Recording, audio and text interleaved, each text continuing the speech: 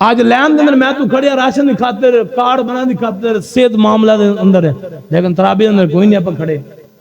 मस्जिद तो उतनी देर आप नहीं खड़े हुए, क्या अल्लाह की बरकत ने क्या किया कि यार आप राशन की खातिर, राशन तो पहले भी मैं क्या है, ये सिर्फ आप बेवकूफ बनाया जा रहा है।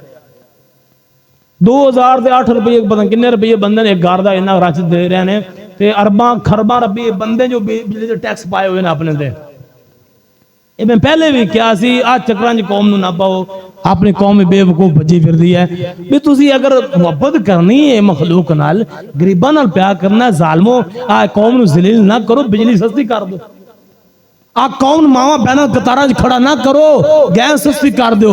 आप बदमाशियां ना करो जालमो, आ थोड़ा राशन दा खराब ना दो, तुसी आप बिल सस्ते कर दो, पेट्रोल सस्ता कर दो, और महंगाई सस्ती कर दो, ताकि हर गरीब माँ बहन औरत अपना आटा खरीद सके।